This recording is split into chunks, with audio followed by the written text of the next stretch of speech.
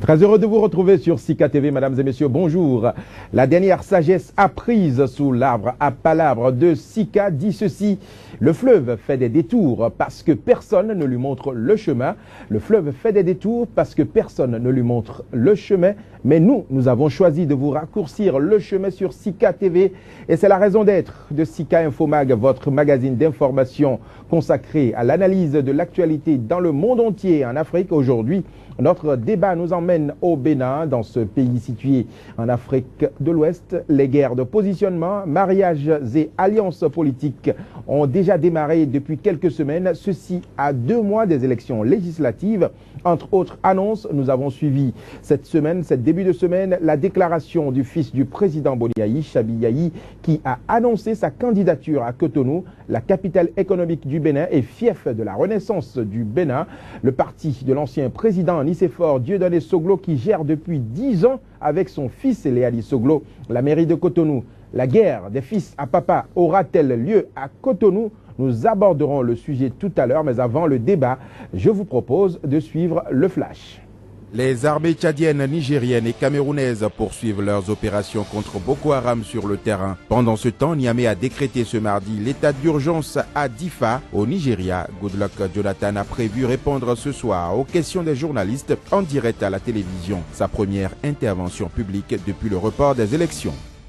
Il y avait 5 ans, le leader de la lutte contre l'apartheid, Nelson Mandela, retrouvait la liberté après 27 ans de prison. Le plus dur a alors commencé pour celui qui avait fait le choix de s'engager sur la voie du pardon dans un pays déchiré par la haine raciale. Il fut élu 4 ans plus tard, premier président noir de l'Afrique du Sud.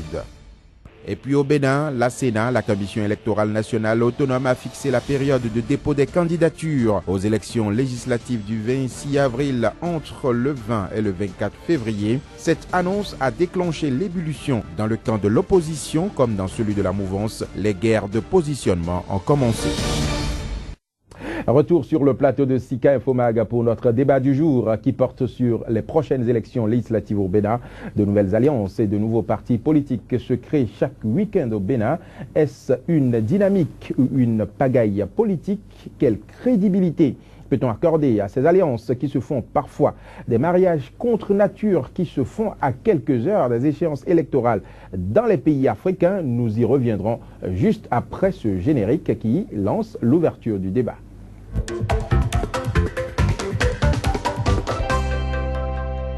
Pour débattre donc du sujet qui nous intéresse aujourd'hui, les élections législatives au Bénin, j'ai sur ce plateau donc Lam Abalo, il est journaliste et directeur de la radio Soleil FM au Bénin. Donc Lam, bonjour. Bonjour Joël. Bonjour Emmanuel. J'ai également sur ce plateau Emmanuel Crépi, il est journaliste à Sika TV. Emmanuel, bonjour. Bonjour Joël, bonjour donc Lam. Alors ma première question s'adresse à vous, Emmanuel Crépi. Alors nous sommes à 2 mois des élections législatives au Bénin. On observe une ébullition au niveau des états-majors donc au Bénin. D'après vous, quelle lecture peut-on faire aujourd'hui de l'échiquier politique béninois? Merci Joël. L'échiquier politique béninois aujourd'hui, permettez-moi de l'analyser en 2 parties. D'abord, nous prenons un nord, le nord du pays, qui est aujourd'hui plus bouillant en matière d'organisation politique que le sud du pays, parce qu'il y a eu récemment la formation d'une alliance, l'Alliance Soleil, une alliance qui actuellement est progressivement en train de damer le pion à la plus grande formation politique. Je veux parler des FCBE, cette formation même qui porte le chef de l'État actuel. L'Alliance Soleil qui aujourd'hui suit les 25 députés qui sont élus au nord a pu glaner 12 aujourd'hui, et pas les moindres, des députés qui savent se faire élire sans l'influence de l'actuel chef de l'État. Ce qui nous permet de dire aujourd'hui que l'Alliance Soleil est progressivement en train de faire figure de favori pour les prochaines échéances électorales dans le septentrion du pays. Venons-en au sud. Nous avons au sud une formation politique de l'opposition, la plus grande d'ailleurs, l'Union fait la nation, qui est en perte de vitesse, avec récemment la démission de l'un de ses pions stratégiques, je veux nommer Désiré Vodono, un pion stratégique aussi bien sur le plan politique que sur le plan financier. Nous avons une renaissance du Bénin, la formation de l'ancien chef de l'État, le président Nicéphore Dieudonné Soglo, qui tente tant bien que mal de se défaire d'une alliance qu'elle a nouée il y a 4 ans avec le pouvoir en place, une alliance osons le dire, qui ne lui a pas servi nécessairement, parce qu'au sein de cette même mouvance, elle a été de tout temps combattue au point où cette mouvance veut aujourd'hui lui ravir sa citadelle, la plus consistante qu'elle garde. Aujourd'hui encore, je veux nommer la mairie de Cotonou. Vous venez de l'annoncer, le fils du chef de l'État actuel, le président Boniaï, a annoncé sa candidature à Cotonou pour quand même devenir le maire de cette ville. D'abord pour devenir député, je crois. D'abord pour devenir député, et par la suite, c'est sûr, les prétentions sont là, on sait qu'il veut aller vers la mairie. Enfin, en fait, c'est connu depuis, l'objectif, c'est la mairie de Cotonou, et je crois que les travaux des stratégies ont été peaufinés en sourdine pour que la chose devienne réalité. Alors, nous allons y revenir, c'est sûr, est-ce qu'on aura la guerre des fils à papa, nous allons y revenir, mais de votre côté, donc la Mambalo, dites-nous, comment est-ce que vous voyez aujourd'hui l'échiquier politique au Bénin? Est-ce que vous pensez qu'il existe encore au Bénin une opposition? Est-ce qu'il existe au Bénin une mouvance qui fait vraiment son travail, à votre avis? Merci Joël pour votre question. Pardon. Je dois dire simplement que nous sommes dans la période des compromis et des compromissions. Dans la période des compromis et des compromissions, parce que dans cette période-ci, les alliances se nouent et se dénouent. Et souvent, comme vous l'avez dit dans votre introduction, il y a des alliances contre nature. Mais ce qui est sûr, c'est quoi? Ce qui est sûr, c'est qu'il y a une mouvance au pouvoir et il y a une opposition qui a envie de prendre le pouvoir. Le problème ici, c'est quoi? C'est que la mouvance au pouvoir est très active. Ça veut dire quoi? Ça veut dire que nous avons un leader qui est charismatique et qui est présent dans toutes les sphères de décision, un leader qui parcourt tout le Bénin avec les moyens de l'État, malheureusement, et l'opposition en face n'a pas les mêmes moyens. Vous savez que le président de la République, en 24 heures, peut parcourir tout le Bénin puisqu'il a un hélicoptère à sa disposition, alors que l'opposition, bon, on a eu à dire que pour louer un hélicoptère, c'est 500 000 francs l'heure. Je ne sais pas si les opposants béninois ont les moyens d'avoir un hélicoptère et de parcourir le pays. Il y a quand même des puissances financières au sein de cette opposition. Donnez-moi un exemple de puissance financière que vous avez au sein de cette opposition. Il y a des gens qui ont eu à travailler avec le chef de l'État aujourd'hui qui se retrouvent dans l'opposition. Et ces gens-là ont la puissance financière, vous pensez? Ils sont quand même nantis. Allez leur poser la question. Ils vous diront aujourd'hui qu'ils ont dépensé beaucoup d'argent parce que justement celui qui est en face les oblige à dépenser de l'argent. Lorsque vous avez en face de vous quelqu'un qui ne lésine pas sur les moyens, vous faites l'effort d'arriver à son niveau et donc vous laissez des plumes. Et les opposants béninois ont laissé des plumes. Donc vous voulez dire aujourd'hui qu'il n'y a pas d'opposition au Bénin? Il y a une opposition, mais cette opposition peine à s'affirmer. À s'affirmer pourquoi? Parce que déjà, lorsqu'il y a des sorties de l'opposition, vous avez vu dernièrement le député Vodono, quand il sortait, il a fait des déclarations qui fragilisent. Il a dit qu'il y a beaucoup trop de personnes dans l'opposition qui ne sont pas sincères et que lui, en tant que Désiré Vodono, il n'est pas prêt à se jeter dans le vide. Tout ça, c'est des déclarations qui fragilisent l'opposition.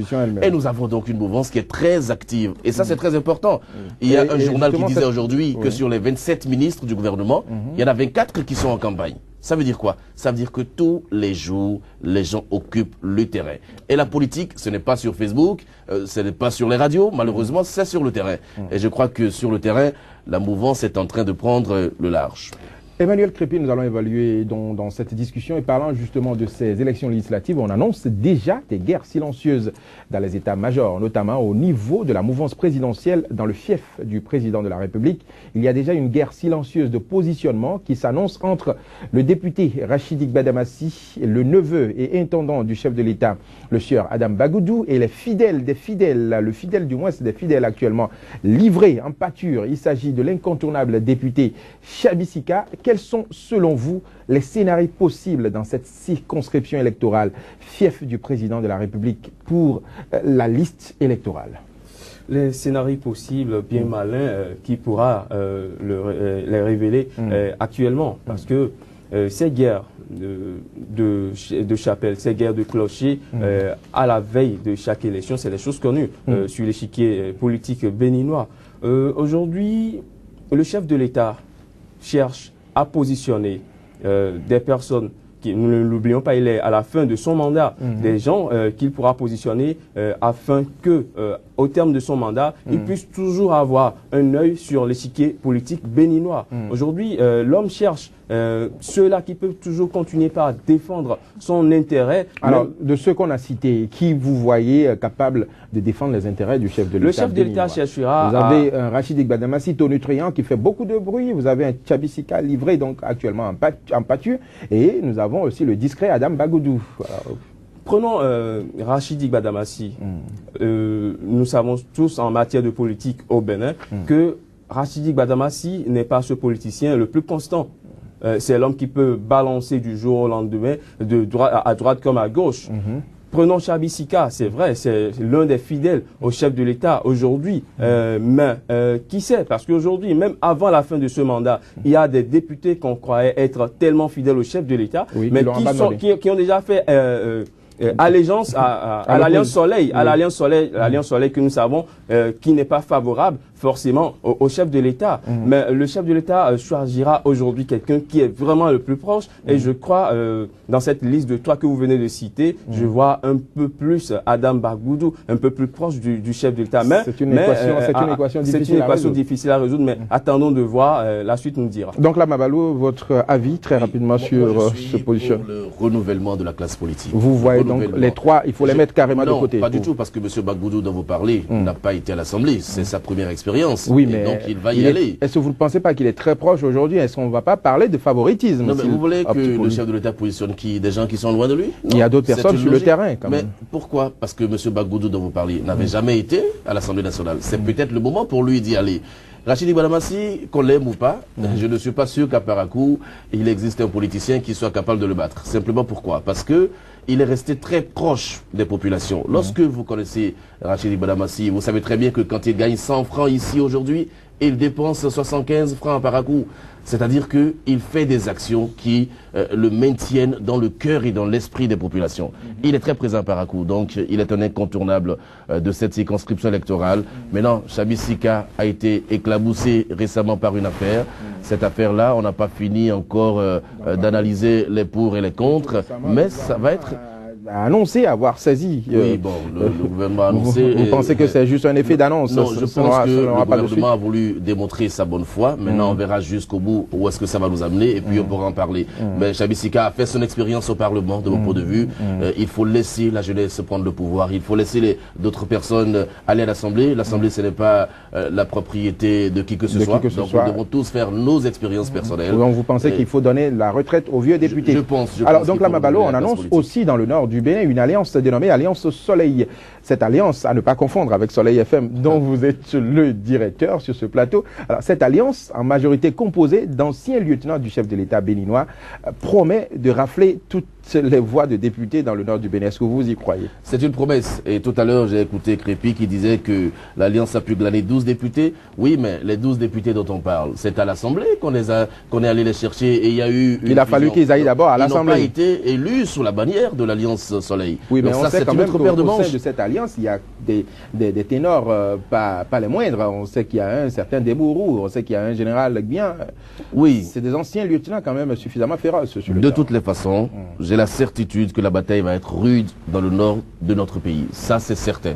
Et en face de l'Alliance Soleil, il y a FCBE. Et vous allez voir que la plupart du temps, ceux qui vont à l'Alliance Soleil, c'est ceux qui n'ont pas pu trouver un positionnement sur la liste FCBE, qui, je ne sais pas si c'est un désespoir de cause, mais qui finissent par se rallier à l'Alliance Soleil parce qu'ils veulent aller aux élections. Oui, je crois. Mais faites la lecture, vous allez voir que ceux qui sont dans l'Alliance Soleil sont ceux qui ne peuvent plus aller sur la liste FCBE. Ils ne peuvent plus. Or, au départ, ils étaient avec la liste FCBE. Moi, j'ai travaillé de très près avec un candidat à l'élection présidentielle à l'époque, et je me suis rendu compte que avec ce candidat-là, c'était aussi des transfuges de FCBE qui étaient allés soutenir le candidat. Oui. Mais lorsqu'on est allé aux élections, c'est la force, la force correspond bien émergent du président. Pouvoir, voilà. Mais lorsqu'on est allé aux élections, vous allez constater qu'ils ont tous échoué. Parce que dans ces zones-là, malheureusement ou heureusement, on reste fidèle à une façon de voir. Donc les gens sont restés fidèles aux fidèles à quoi? Aux façons de voir, c'est-à-dire au chef de l'État? Au chef de l'État, au chef de l'État. Parce que quand vous êtes allé au Parlement sous la bannière d'un parti politique, aujourd'hui les gens ne comprennent pas pourquoi vous quittez alors que vous avez été élu sur une liste donnée. Alors, donc, tel que vous raisonnez, donc là, est-ce qu'on n'est pas tenté de se demander aujourd'hui, est-ce que vraiment, ici, il y aura un changement de la classe politique au niveau de l'Assemblée nationale? C'est possible. C'est possible parce que le chef de l'État, vous l'avez écouté récemment dans son discours au Palais de la République, il disait qu'il a envie de passer le pouvoir aux jeunes. Ça veut dire quoi? Ça veut dire que sur la liste FCBE, je présume qu'il y aura beaucoup de jeunes. Et aujourd'hui, nous sommes dans un scrutin de liste. C'est pas un scrutin uninominal. Donc les gens votent la liste. On verra bien dans la troisième partie de ce SICA Infomag. Très rapidement, Crépi, votre mot de fin. Comment est-ce que vous pensez que dans le nord du Bénin, les opposants pourront réussir à renverser la tendance? Opposants dans le nord du Bénin, je ne parlerai pas d'opposants. Mais si vous le permettez, je voudrais rapidement bondir sur quelque chose que donc là m'a dit tout à l'heure. Il dit que l'opposition a envie de prendre le pouvoir. C'est parce que j'observe aujourd'hui au Bénin. Parce que l'opposition, permettez-moi d'être direct, l'opposition dort. Et l'opposition béninoise aujourd'hui est malade de sa configuration. Parce que l'opposition ne peut pas avoir comme chef de file des leaders qui ont leur avenir politique dans le dos. Derrière. Des gens qui ont leur avenir politique dans le dos. Des gens qui, au regard de la constitution béninoise, sont forclos, qui n'ont plus rien à gagner sur l'échiquier politique national. C'est normal que ça dort aujourd'hui. Comment peut-on comprendre que l'opposition béninoise, à 1 an de l'élection présidentielle, n'a pas encore un candidat qui se dessine véritablement? Voilà, c'est une vraie interrogation. Nous allons y revenir. Vous permettez? Nous allons y revenir. Vous savez, nous sommes tenus par le temps. Madame, monsieur, c'était le premier quart de SICA Infomag. Retrouvez tout à l'heure la deuxième partie.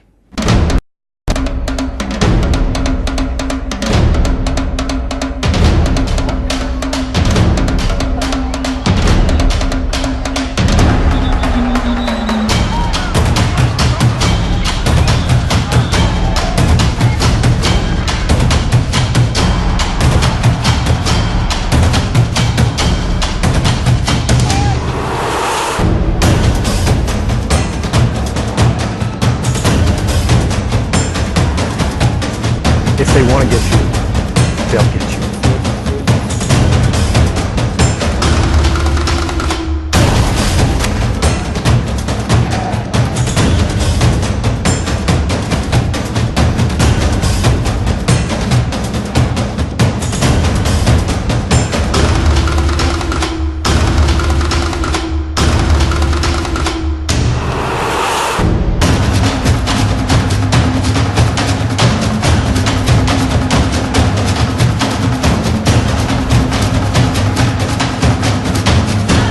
Restez informés à chaque instant sur SICA.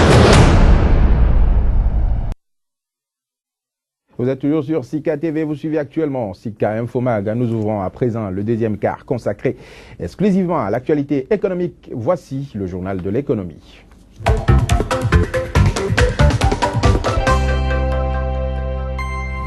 Ravi de vous retrouver pour le journal de l'économie. Voici les principaux titres que nous allons développer dans la première partie.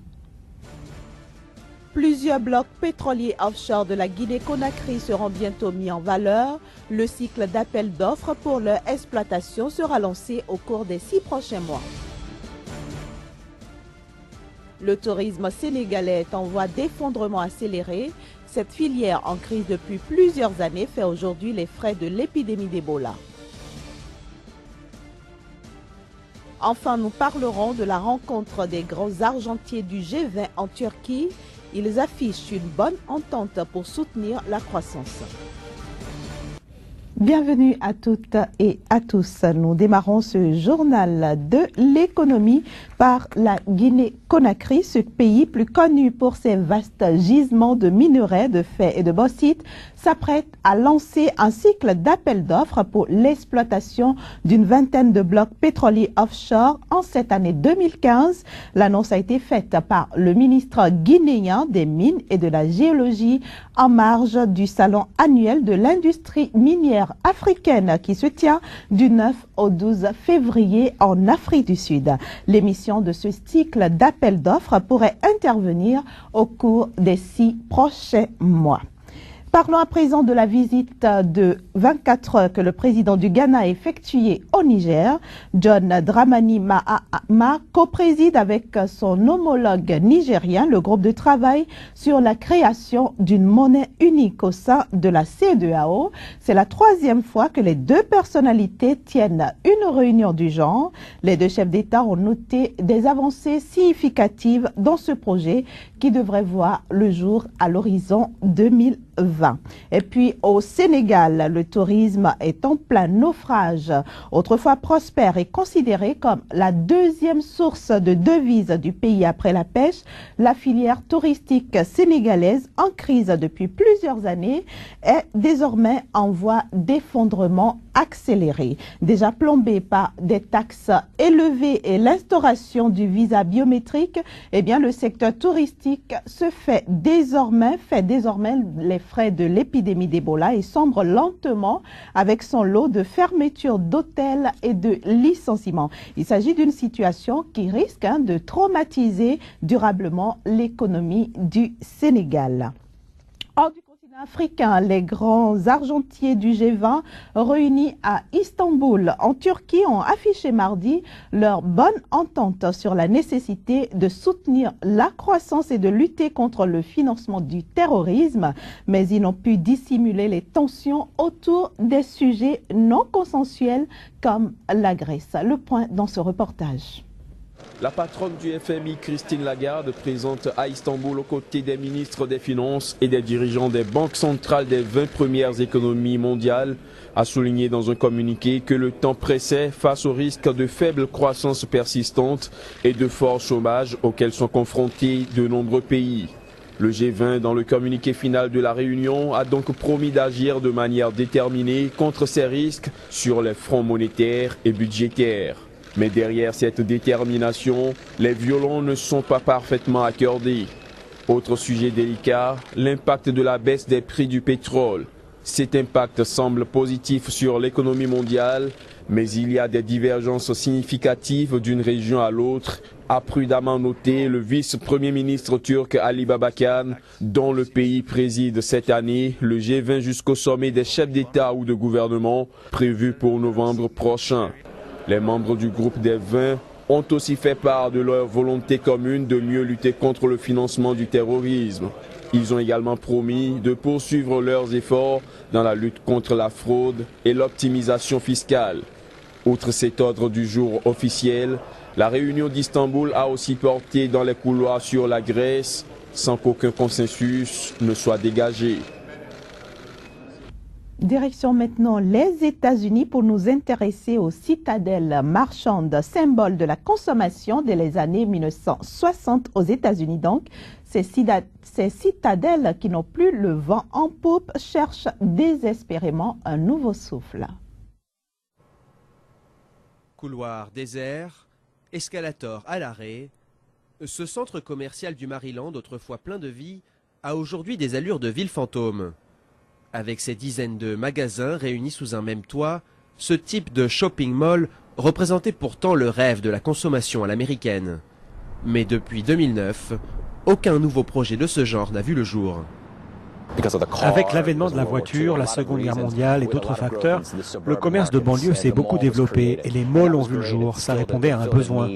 Mais en réalité, la démographie et les habitudes de consommation évoluent et il y a un retour vers le centre-ville, comme ce qui se passe en Europe depuis un certain temps, un endroit où les gens se rassemblent au cœur de la ville. La preuve ici, en plein cœur de Washington.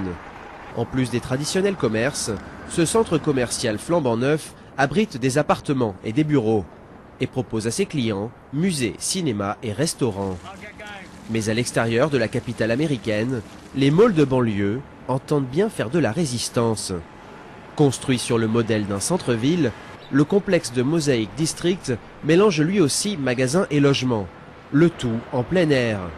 Les gens ne font plus seulement leurs courses en fonction de leurs besoins, ils cherchent une expérience. Nous devrons donc leur offrir ça à travers le design et le type de personnes que nous associons à notre projet. Le but est de proposer cette expérience pour que les gens aient une bonne raison de venir dans notre centre commercial. Une formule qui séduit de plus en plus d'Américains. Ici, c'est plus facile de se déplacer, on s'amuse, il y a plein d'activités, de boutiques. C'est plus moderne et plus populaire. Des centres commerciaux plus modernes, dont la popularité ne se dément pas, preuve que ces temples de la consommation ont peut-être encore de beaux jours devant eux. On place maintenant à notre invité du jour qu'on va recevoir juste ici.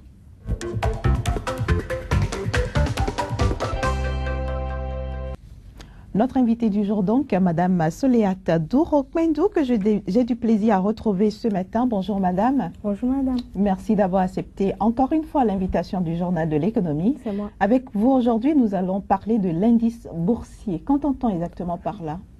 Un indice boursier est une mesure statistique calculée par le regroupement des valeurs des titres de plusieurs sociétés. Et généralement, un indice sert à mesurer la performance d'un marché ou d'une bourse. Et les principaux indices boursiers que nous avons de par le monde sont le CAC 40, qui est l'indice phare de la place boursière de Paris et qui a été créé en 1987. Et cet indice-là regroupe les 40 entreprises dont la capitalisation boursière est la plus importante. Donc c'est pour ça qu'on appelle CAC 40. Tout à fait. Et le Dow Jones, créé en 1884, et c'est l'indice boursier américain le plus vieux du monde, sur lequel est coté 30 sociétés. Et ces sociétés-là sont catégorisées sur la valeur de leurs actions. Nous avons aussi le FTSE 100. Ça fait le troisième indice? Tout à fait. Et c'est l'indice boursier vedette de la place de Londres. Il a été créé en 1984. Il cote 100 entreprises britanniques et l'indice est pondéré sur la capitalisation boursière et aussi sur le volume des échanges sur cette place boursière-là. Et nous avons aussi le DAX 30 qui est le principal indice vedette de l'Allemagne, de la place boursière de l'Allemagne. Et cette place boursière regroupe les 30 meilleures entreprises, les 30 entreprises dont la capitalisation boursière est la plus importante. Et nous avons aussi le Nikkei 225. Nous sommes en Asie? Oui, là nous sommes en Asie. Et qui est l'indice phare de la place boursière de Tokyo, au Japon. Et cet indice-là a été créé en 1949. Et il faut aussi dire qu'il existe différents types d'indices boursiers. En attendant d'en arriver là, j'ai vu que parmi les indices que vous avez cités, il n'y en a pas un seul qui vient de l'Afrique. Pourquoi? Tout à fait, parce que comme je l'ai dit tout à l'heure, l'indice boursier, c'est une mesure statistique et qui est basée sur le regroupement des valeurs des titres de plusieurs sociétés. Et donc, on prend en compte aussi la masse d'argent échangée sur ces indices. Vous voulez dire que l'Afrique ne remplit pas ces critères-là? Bon, je dirais que ceux dont nous avons parlé tout à l'heure, ce sont les 5 principaux indices en termes de masse d'argent. Donc si l'Afrique ne se retrouve tout simplement loin derrière, c'est ça. Mais on en arrivera là certainement. Ok, allez-y donc, Madame Soléat. Et donc je disais qu'il existe différents types d'indices boursiers. Et ces indices boursiers-là sont fonction du secteur par exemple, et aussi de la masse d'argent échangée sur ces indices-là. Et nous pouvons dire, par exemple, nous avons les principaux indices qui rendent compte de la performance des différents indices sur les places boursières. Nous avons aussi les indices sectoriels qui correspondent à la performance d'un secteur d'activité ou des entreprises de même taille. Et nous avons aussi les indices régionaux qui rassemblent les indices principaux de plusieurs régions. Et nous pouvons aussi dire que ces indices régionaux-là peuvent correspondre à plusieurs places boursières d'une même zone géographique. C'est le cas, par exemple, de Eurostoxx, qui est un indice européen. Alors, quand on parle de marché des indices, qu'est-ce que cela sous-entend exactement?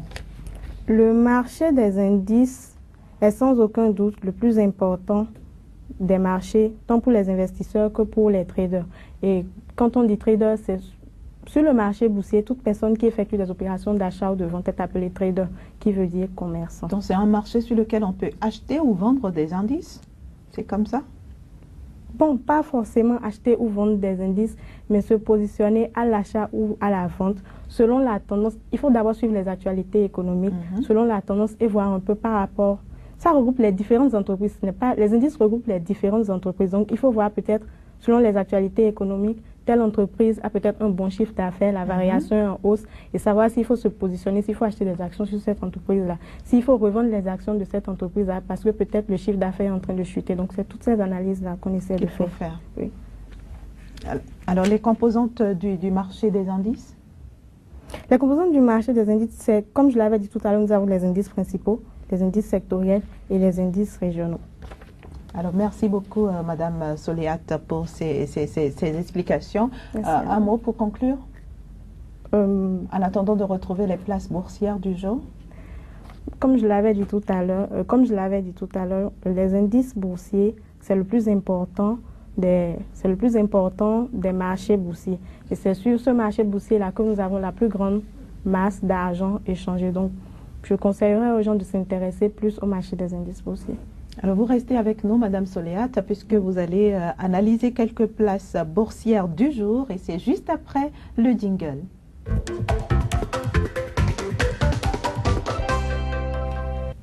Alors, Madame Soléat, quelles sont les tendances que vous avez prévues d'analyser aujourd'hui? Aujourd'hui, je vous propose le DAX 30, qui est l'indice phare de la place boursière allemande, 10 754 avec une variation de plus 0,85%. Et là, on est donc en Europe. Oui. Et il faut dire que l'optimisme est revenu sur le marché européen après quelques rumeurs qu'on a entendues, après quelques parutions dans les journaux, où il parle d'un accord probable entre la Grèce et ses partenaires. Et cet accord-là consisterait donc à allonger l'aide accordée à la Grèce de 6 mois. Et donc, cela explique l'optimisme qui revient sur le marché européen. Après l'Europe, nous allons nous intéresser évidemment à l'Afrique aussi. Oui, là, aujourd'hui, je vous propose l'Afrique du Sud. Le All-Short de Johannesburg, qui est l'indice phare de la place boursière de l'Afrique du Sud. Nous avons 52 158,60 ZAR, avec une variation de plus 0,09. Et il faut dire que cette hausse-là est soutenue par la performance des entreprises telles que Fortress, plus 3,07%. Et cette entreprise-là opère dans le secteur financier. Et nous avons aussi la performance à la hausse de Assure Holding, qui est spécialisée dans les minerais, plus 3,14%, avec une valeur de 17 177,0. Et en dépit de la baisse de l'Omin TLC, moins 5,7%, avec une valeur de 2 929 ZAR, la place boursière de Johannesburg est quand même dans le vert. Merci beaucoup, Madame Soléat Touro-Pendo. Je rappelle que vous êtes analyste financier au cabinet FMIS, qui est basé à Cotonou, au Bénin. Merci d'avoir été des nôtres. Mesdames et messieurs, ce sera tout pour ce journal de l'économie que je vous remercie d'avoir suivi. On se retrouve demain pour d'autres informations sur l'économie en Afrique et dans le monde. Merci de rester fidèle à Sika TV. Vous êtes sur Sika Infomag, la troisième partie de ce magazine consacré au décryptage des faits marquants dans le monde entier et sur le continent africain. Nous poursuivons avec le débat du jour qui porte sur les élections législatives au Bénin. Le 26 avril prochain, les électeurs béninois seront appelés aux urnes pour élire les députés. C'est déjà la guerre de positionnement dans les états-majors politiques. C'est le thème du débat du jour. Nous y reviendrons juste après le flash. Les armées tchadiennes, nigériennes et camerounaises poursuivent leurs opérations contre Boko Haram sur le terrain. Pendant ce temps, Niamey a décrété ce mardi l'état d'urgence à Difa, au Nigeria. Goodluck Jonathan a prévu répondre ce soir aux questions des journalistes en direct à la télévision. Sa première intervention publique depuis le report des élections. Il y avait 5 leader de la lutte contre l'apartheid, Nelson Mandela, retrouvait la liberté après 27 ans de prison. Le plus dur a alors commencé pour celui qui avait fait le choix de s'engager sur la voie du pardon dans un pays déchiré par la haine raciale. Il fut élu 4 ans plus tard, premier président noir de l'Afrique du Sud. Et puis au Bénin, la Sénat, la Commission électorale nationale autonome, a fixé la période de dépôt des candidatures aux élections législatives du 26 avril entre le 20 et le 24 février. Cette annonce a déclenché l'ébullition dans le camp de l'opposition comme dans celui de la mouvance. Les guerres de positionnement ont commencé. Le décryptage se poursuit, donc débattre le débat du jour. Pour débattre donc du sujet du jour, j'ai sur ce plateau 2 invités. J'ai toujours donc Lama Balo, il est journaliste et directeur de Soleil FM. Et j'ai maintenant sur ce plateau également Joël Yetonji, journaliste à Sika TV. Mais avant de relancer les discussions, voici le générique.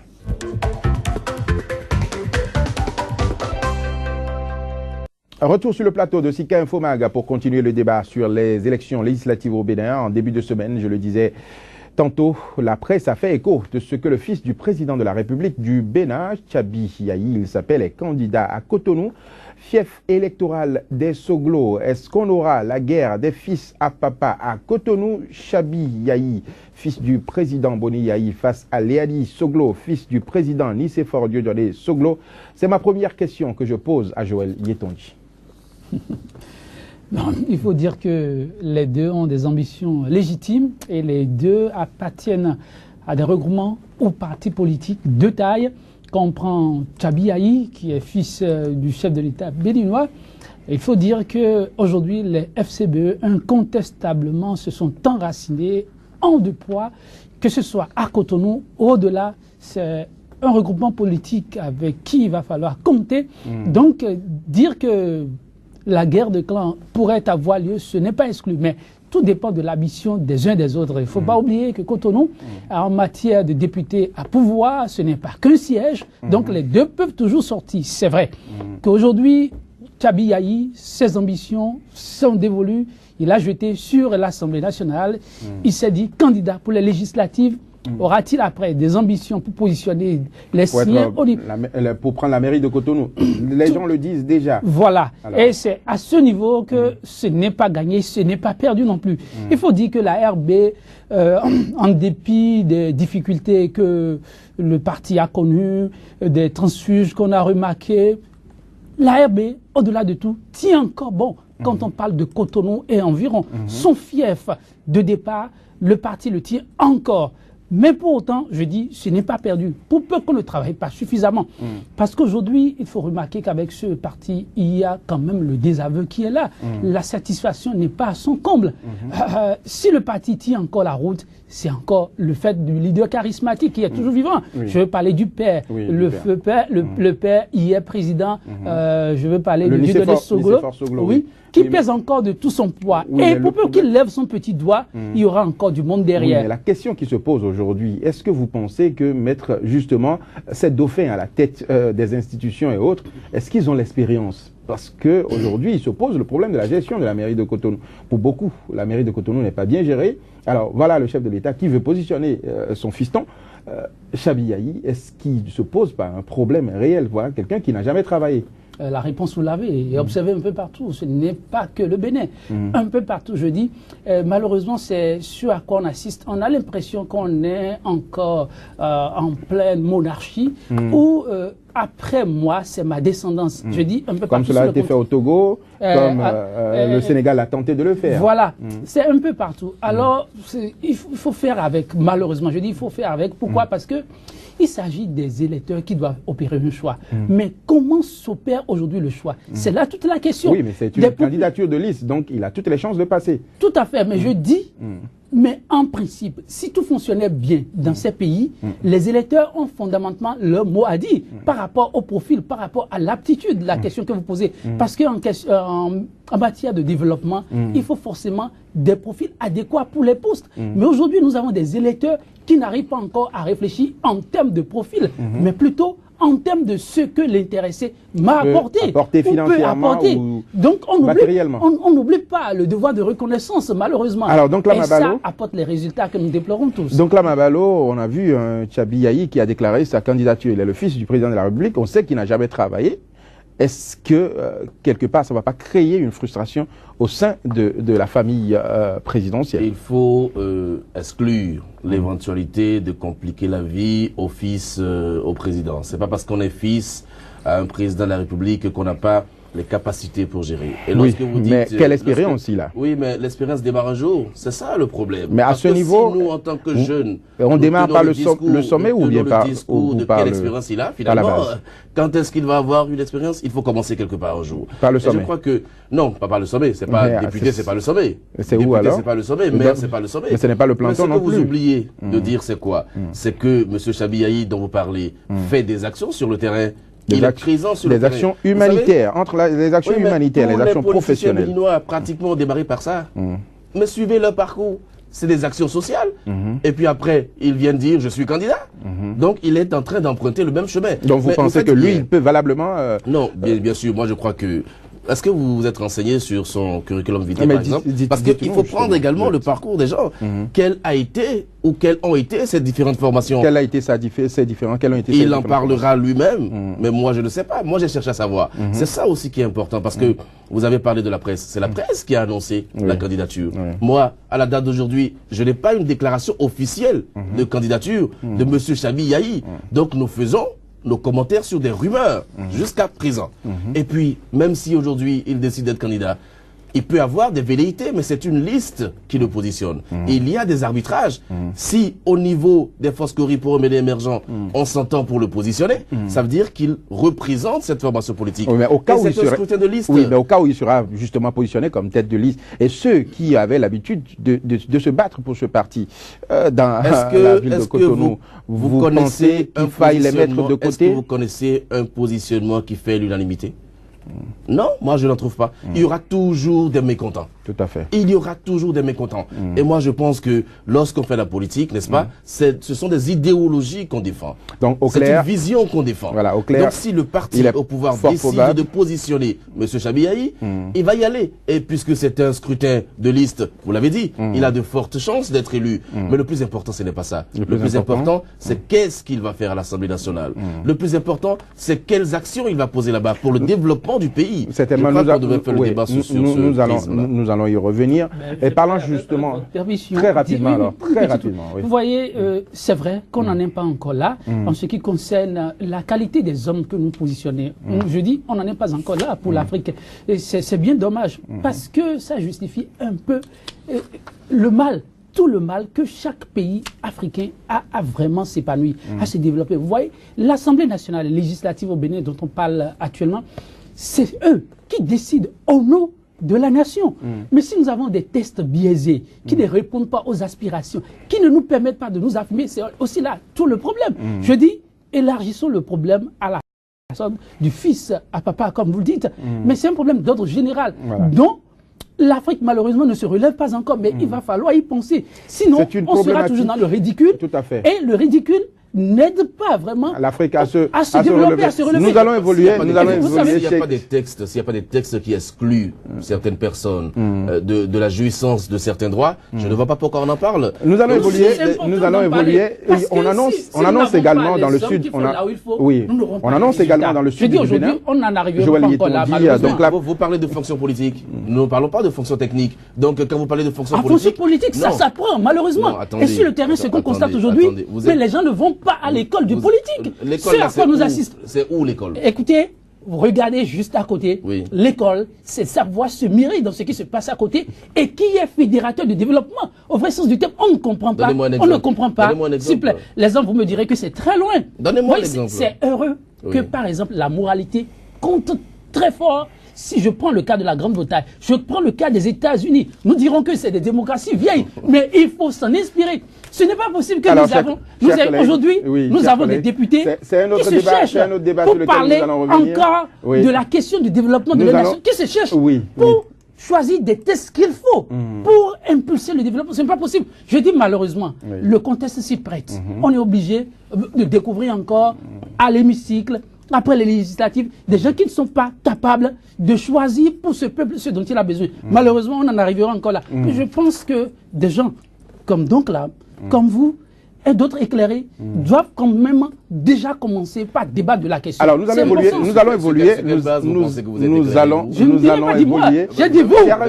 Cher invité, dans le centre du pays, nous avons l'actuel ministre des Finances, Komi Koutié, qui va danser presque tous les week-ends dans les collines. Là aussi, on annonce des difficultés de positionnement, donc la Mambalo, entre le jeune ministre des Finances, les fidèles soutiens d'entre-temps, aujourd'hui suspectés d'aller vers l'Alliance Soleil. Je veux citer entre autres Grégoire Laourou, je veux citer aussi Félicien Chabi Zakari. Nous avons le conseiller spécial actuellement hospitalisé, Benoît Degla. Nous avons Nikez Fayon, nous avons André Dassundo. Donc, il y a un chapelet de personnalités, justement, dans cette localité. Comment est-ce que vous voyez la composition des différentes listes, justement, au niveau de ce département? Non, ce qui est sûr, il y aura des problèmes. Et il y aura des problèmes dans tous les états-majors politiques, même au niveau de l'opposition. Vous avez parlé de guerre de positionnement. Donc chacun va vouloir mettre en œuvre son leadership et tout le reste. Mais je pense que personnellement, s'il y a des gens qui ont déjà eu leur expérience du pouvoir, qui ont déjà eu leur chance de gérer les choses publiques, que ces gens-là aient l'humilité de s'éclipser au profit de jeunes qui veulent faire de l'expérience. C'est que c'est facile d'avoir le pouvoir et laisser le pouvoir aller s'asseoir. Mais qu'est-ce qu'on reproche alors au président Yahya Boni? Nous ne pouvons pas dire que c'est pas facile. Si vous devez partir, vous devez partir. Alors, le jeune... Donc, les gens doivent savoir laisser les choses. Et puis, le jeune ministre des Finances qui a l'ambition aujourd'hui... Oui, le jeune ministre des Finances, Komi Kouché, qui a aujourd'hui l'ambition de faire ombrage à ses mentors d'hier. On annonce même qu'il a l'intention de prendre la tête des FCBE. Donc, son ambition n'est pas de faire ombrage aux autres, mais son ambition, c'est de se positionner. Non, poussé vers la porte de sortie aujourd'hui. On n'obtient rien sans combat. Il veut se positionner, c'est légitime. Voilà. Et les anciens également veulent se positionner. Donc c'est pour ça qu'on parle de guerre de positionnement. Le combat est légitime. Donc c'est tout à fait normal. Chacun saisit sa chance. Nous sommes pratiquement à la fin. Très rapidement, le positionnement dans les collines, Komi Kouché, qui veut être président des FCBE et qui est en train de mettre hors d'état de nuire ses anciens mentors. Non, c'est comme ça en politique. Hein. Ce n'est pas, comme le dit vulgairement, pour des enfants de cœur. C'est pour des durs à cuire.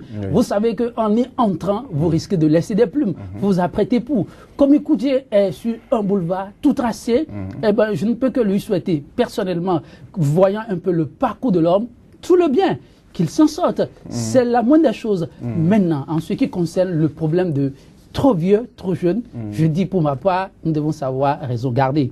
Je dis, quand je vais un peu plus loin en ce qui concerne ce sujet, la problématique, trop vieux, trop jeune, je préfère que nous mettons en tête que c'est un combat et que le meilleur gagne. C'est un débat que nous pourrons mener, chers collègues, jusqu'à demain matin. Mais vous savez que sur Sika Infomag, nous n'avons que 45 minutes pour débattre donc du sujet de l'heure. Madame, monsieur, ce sera tout pour Sika Infomag de ce jour. Mais avant de partir, suivez ceci.